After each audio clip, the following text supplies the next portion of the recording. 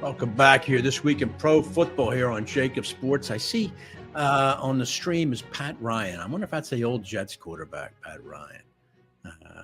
But anyway, thank you very much for everybody who's joining on the stream.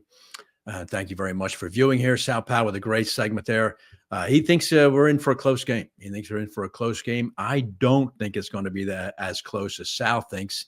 And I'm very anxious to get this gentleman's opinion. The former Eagles quarterback, ESPN analyst, owner of the Ron Jaworski golf, 8 golf courses throughout the Delaware Valley area and even into Delaware, and CEO of the Jaws Youth Playbook. That's Ron Jaworski joining us here.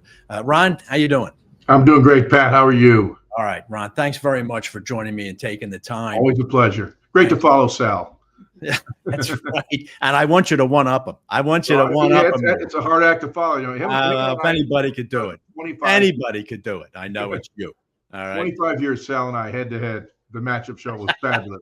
All right, listen. Nobody better to talk quarterbacks with than yourself. So let's start with this. Are you at all concerned about Jalen Hurts being ready to resume his normal playbook, if you will, as the quarterback Sunday? No, not at all, Pat. The league has done a phenomenal job of monitoring the concussion issue that we've had for so many years. And I applaud Roger Goodell for all that he's done through the years of making the game safer. And concussions were a major problem for a long, long time. And the concussion protocol is now really managed by the league. It's not like, hey, the team can test the guy, say, oh, he's ready to go, put him back in there. You know, how many fingers, what's your wife's name? Oh, we get back in the game. Right. The medical people have gotten behind it strongly, and I think it's made the game safer. And I think Jalen would not be allowed on the field unless he was 100% ready to go. All right. So you don't see the Eagles curtailing any of the read options that he has relative to him keeping the ball and running it instead of giving it to Saquon? I actually think they may increase it. You know, when you get in the postseason, you do whatever you have to do because there's no tomorrow. You lose, you're done. In the regular season, I think you kind of control the amount of RPOs you're going to run and try to manage that the best way you can. So I think you get in the playoffs, if you start running some RPOs and you're getting to the edge and they're not defending it the proper way, you stay with it. Now, yes, you do put your quarterback in harm's way, but it's an effective way to win a football game. So, and the Eagles do like to run outside the tackles where the Packers like to run the inside the tackles. Okay. All right. Appreciate that insight there, Jaws. Now, let me ask you this. Now, you have an excellent NFL career. And you were a guy who was getting hit and knocked to the ground on concrete at Veterans Stadium long before there was a concussion protocol. I remember a Mike Hartenstein hit that you took during a game against the Bears, and I remember the hit Lawrence Taylor almost cut you in half in Philadelphia. You've obviously sustained concussions. What is it like as a quarterback to sustain a concussion, and how long does it take your head to get right? Yeah, number one, it's scary, because you don't feel right. You know, when the two you talked about for a while, the NFL, which they've now been banned, the NFL films used to do the 10 hardest hits in the history of the National Football League. Right. The league is now downplaying those types of hits, and I applaud them for doing that. But I was two of those hits. Yeah. I was two of them. So think of all the plays in the NFL. I got hit. That's right. I made the list. Yeah. But they're hard to get over. And although I never missed a game, I line up next week, and I always felt that I needed to get hit. Now, obviously, medical staff says you're ready to go. Otho Davis, our trainer, said ready to go. But really, as a player, you never really know until you take that first hit. So once I took that first hit and I banged the ground, slapped around, I said, okay, I'm let's go. So I'm going to watch Jalen closely on Sunday, how he feels early in the game. And once he takes that first hit, does he kind of knock the cobwebs off? So, and every concussion is different. Some guys get one concussion, they're done. They never played again. Yeah. I've had quite a few. Unfortunately, I was able to continue my career for 17 years, but as I said earlier, I think the league's done a great job of controlling it a lot better, not letting guys back on the field unless they're healthy. All right. Talking here with Ron Jaworski, longtime ESPN analyst, and as Ron just mentioned, 17-year quarterback in the National Football League. Ron, you've done a long time with Sal's show. on ESPN, the matchup show, and I know you're a great student of tape. How do these two running games compare? Like you just mentioned, the Packers like to run inside the tackles. The Eagles prefer to run outside. Which do you think will be more preeminent come Sunday? I think they'll both be good because they've both been good all season long. But Josh Jacobs is a really good running back. He's not in the league of Saquon Barkley. Okay. And what the Packers do, they line up in the pistol more than the sidecar gun, where the back is on the left or right of the quarterback. He's in that sidecar position. Right. So that's how the Eagles like to run their offense. And when you watch the game on Sunday, you'll see a lot of the pistol from the Green Bay Packers. They line up Josh Jacobs behind the quarterback, Jordan Love. So they like to have that option to go to the left or go to the right. So that they like that pistol better than the sidecar shotgun formation. And it makes sense because they are a downhill running attack. So you're going to get Josh Jacobs with a 6 to 7 yard running start heading downhill. That's what they like to do. And both teams have outstanding offensive lines, I just said a moment ago. But their style is they want to hit you right in the mouth coming straight ahead. Now, the Eagles are a little different with the sidecar shotgun.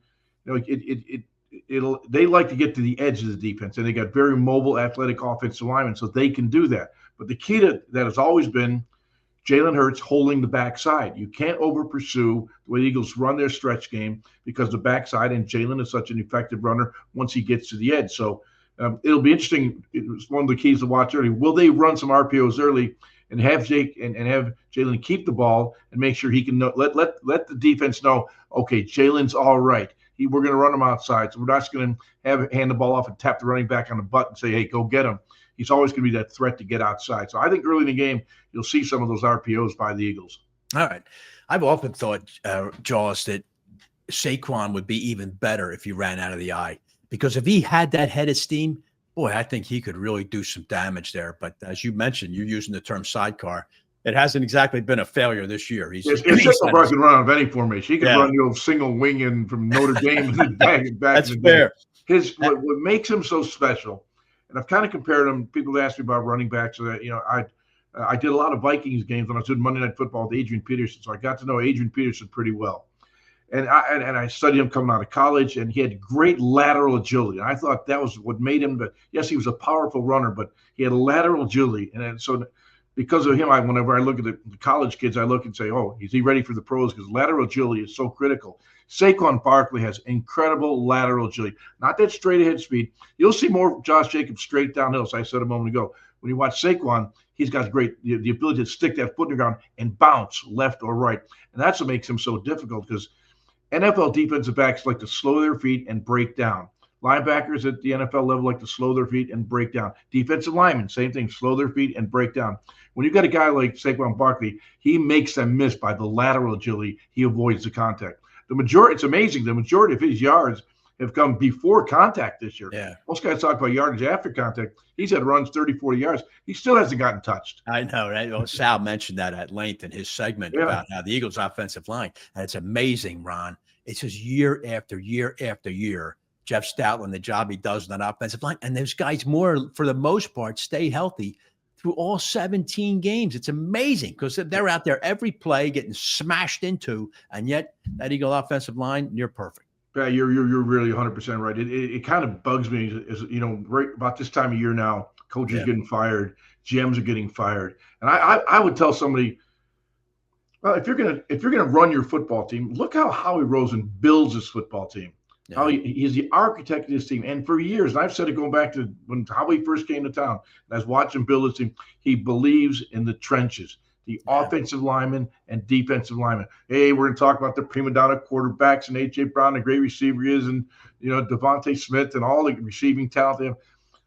If you don't get the ball out of your hands quick, you're going to be in trouble. Those guys protect the quarterback. They protect the quarterback. So then they know how to run the football as well behind that offensive line. So to me, Howie's always gotten it right. Start with the offensive line, but you know what? We all want a wide receiver. We all want a quarterback. I know. You got to get a quarterback. I'll guarantee you that. But offensive line, you must focus on those boys down in the trenches. That's where you win and lose football games. All right, Jaws. I asked Sal this, but I also want to run this by you because I know you were there. For instance, in a playoff game, this is after the Eagles Super Bowl year. when you were the quarterback. The following year, they played the New York Giants in a wild card game at home, and everything went wrong at the start of the game. Wally Henry had the worst game of his life. And fumbled the opening kickoff. I know. Other than that, though, it was pretty good. But my question to you is, because Sal made reference to the fact the Eagles are 0-3 in their last 3 home wild card games. How much pressure descends upon the home team sideline when, as a favorite, they fall behind early in a playoff game? Yeah, and that could happen. The Packers are a good football team. They could jump out to an early lead. I don't think this team will be bothered by it. Okay. We in the media, we're talking about those 3. Sal brings up they lost 3 games at home in the last. You know what? Probably 95% of the guys on this team don't know what the hell he's talking about. The only thing those guys are gone. Most of the coaches are gone. So this is an independent group. They don't care about they don't care about history. They want to carve their future. So as much as we like to talk about it, I think it's irrelevant. But being at home with the crowd all lathered up and all fired, by the way, I love this matchup, Pat. I mean, this is kind of the old school Green Bay Packers, Philadelphia Eagles. 2 teams with great significance in the history of the NFL. I love that this is a great matchup at 4:30 on a Sunday afternoon. The sun's going to be setting, going to be cold, hopefully not windy. I like the game to be determined by the players, not the weather. Right. But when you look at these 2 teams, it's a perfect matchup for me. But back to your question, I think the Eagles, because they have so much confidence in themselves right now, and Nick has done a great job. If they fall behind, I think they rebound quickly. All right, Jaws, before I ask you your thoughts on the outcome of the game, just one segue, if we might, into the AFC. I know you played for the Chiefs. I know you know Andy Reid very well. Talk about home field advantage. My question to you is, the way the AFC playoff seedings are stacked right now, do you think anybody can go into Arrowhead and dethrone the 2-time Super Bowl champions? I do not, and a lot of people may say Baltimore. They have struggled in the playoffs, and Lamar just hasn't been effective. He league MVP twice. He gets to the playoff. He's 2-4, and he's thrown 6 touchdowns, 6 interceptions. He just hasn't performed the level you have to play in the playoffs and in championship games to get to the Super Bowl. So as good as Lamar has been in the regular season, he's been phenomenal through the roof. He has not played well in the postseason. So until he gets over that hump, it's hard to get on his bandwagon and say, oh, yeah, he's going to be Patrick Mahomes, or he's going to be maybe even a Josh Allen who's played pretty well in the postseason. Right. But when you look at the Chiefs roster, and Steve Spagnuolo, their defense coordinator, is a good friend of mine. I spend time when Steve comes back to Jersey Shore in summer in June and July. I love just going out and having a beer with him and talking ball. And by the way, it's amazing. Guys like Steve Spagnuolo don't get interviewed for a head coaching job. It just boggles my mind. I know. I mean, the guy's been a great coach everywhere he's been, because he failed in 2006 and 2005. So he went to the lousy Rams team. He's one of the best defensive coordinators like Vic Fangio in the league. And these guys don't get mentioned because of I have no idea why they don't get mentioned, but they should be talked about and they should get jobs. So it boggles my mind. But when I think of an organization, and Andy Reid is, it doesn't get any better than Andy Reid. We all know that. We had Andy Reid here. We know the type of person he is, the type of character guy he is. Now he builds his football team. But he's gone from an offensive-minded team to a defensive-minded team. So Andy will do whatever it takes. I know. And it's just one word about Andy Reid, if I might. Let me just get this real quick, Ron. Yeah, I know you. Andy Reid started coaching in 1999. That's not when he started coaching. In '99, he became the head coach of the Philadelphia Eagles. So this is his 26th straight year as an NFL head coach, because he had no break when he left Philadelphia. He signed with Kansas City right away. Like within an hour. Yeah, I mean, that is extraordinary. Isn't it? 26. That's like George Halas territory. Yeah. I mean, how long do you think he's going to keep going? He loves to coach. He just loves to coach. I talk to Andy during the season quite regularly, and we text back and forth, and usually around Christmas time or New Year's Eve or Thanksgiving, we send our best wishes. So I communicate with Andy. No matter what, he responds. Yeah. The guy finds time to respond to people, but he's always been that kind of people person. And for a guy that's been around as long as he has a way of revolutionizing the game. He's not stuck in his ways like, we're going to win on offense, we're going to win on defense, we're going to run the ball, and throw. Whatever it takes, he finds a way to integrate the positive into his offense or defense. Yeah. Well, it helps to revolutionize when you got 15 taking the snap from center. That does help. That does help. All right, Ron, one last thing. Your thoughts. Sunday's game, Packers at Philadelphia. I think the difference to me, Ron, is you mentioned and talked about the 2 running games. You talked about the offensive lines. I think the Eagles' defense is a little better, but Green Bay's is good. I think the difference is the Eagle passing game is substantially superior to Green Bay's, and that's why the Eagles are going to win. What are your thoughts here? Yeah, I like the Eagles to win the football game, and I heard your discussion with Sal. He thinks it's going to be a very close game. I disagree. I think the Eagles jump out. I think Green Bay will fight their way back into make a competitive game, but I got a 31-24 Eagles.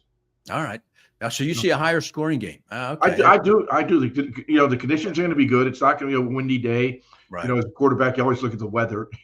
And yeah. But I think both teams will try to run the football, try to establish the physical aspect of their game, because usually you get in the playoffs, that's you want to be careful early. So I think you'll see that both teams trying to hammer it out. Once you settle in after a series or 2, then I think it turns into a throw ball game. All right, Ron Jaworski, it's the off season for golf, but I believe me, just around the corner, Pat. I know, and I've corresponded with you often. I don't think there's a busier man in the Delaware Valley than the gentleman that's on the screen with me right now. You got 8 courses, and I would urge everybody to check out ronjaworskigolf.com and some great courses there, great membership. Yeah, hang out there. I tell you, I'm at the 17th of River taking pictures of people trying to hit an island green. So always having fun with the folks. And I love the golf. We play together, Pat, so we know how much fun the game can be. And I just love being around people.